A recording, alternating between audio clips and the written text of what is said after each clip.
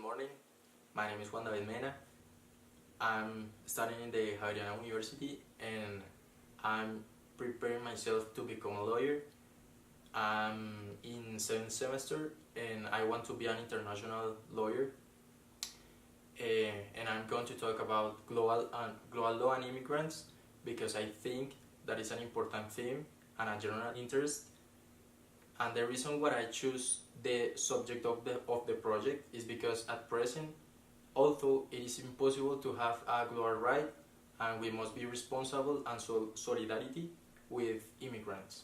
The immigrants are the central object of the purpose of global right to provide them with help, and that can have an integration to live in community, where there is no discrimination, where there is an inclusion of immigrants, taking into account the needs of such people without considering their country or of origin.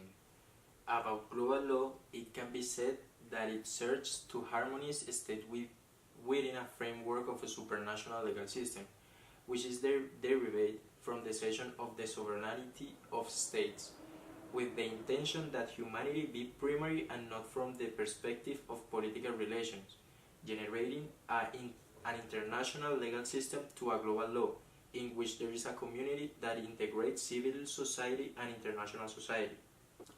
The importance of this subject today is to consider immigrants as people subject to rights that need protection from other states, where these people can rebuild their lives in another country where they find life opportunities.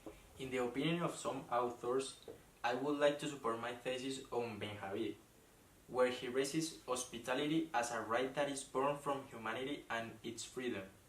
That is to say, for him, cosmopolitan law is based on the humanity and is common to every person, and the free will of this, which includes the freedom to leave your country without this implying the rejection of the place you want to reach.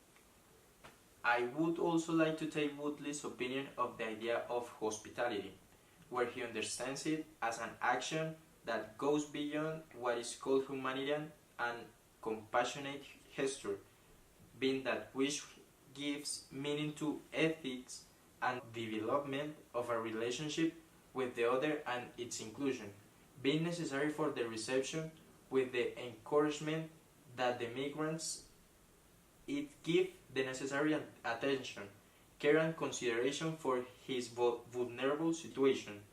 As a conclusion and personal opinion, speaking of a possible implementation of the global law, I would imply the reestablishment of the international order, because as it was well posed for the functioning of a global community, it is necessary the cession of part of the sovereignty of the states, situation that at present it is unlikely, since there is a certain order of political, social and economic level in which several countries classified as first world have a wide power of influence and international decision making, which would not be willing to lose, since the establishment of global law would imply the equal treatment of a state in all state matters.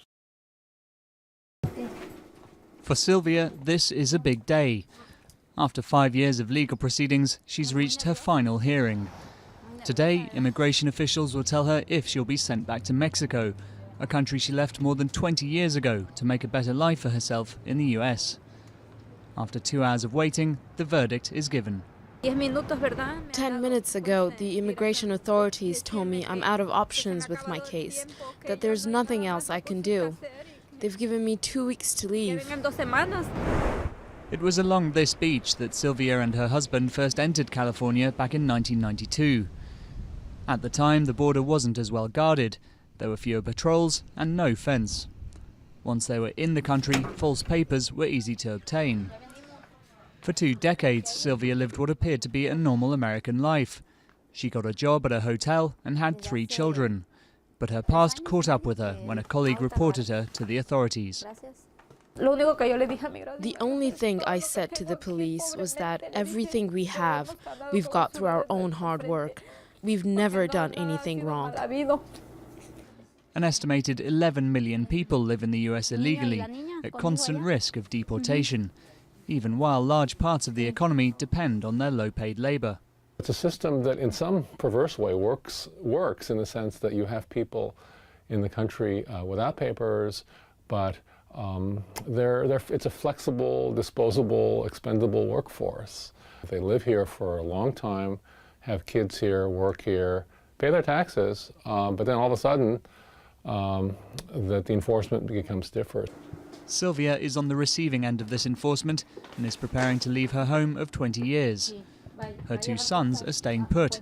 As they were born here, they have American passports. I'm going to stay here and keep studying, go to college, and have to support my little brother so they could go to school here and help them become something better here.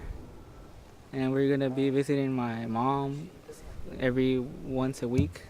Sylvia is moving to Tijuana, a few minutes' drive from the border. If there is a silver lining for her, it's that she'll get to see her husband for the first time since he himself was deported from the US 3 years ago.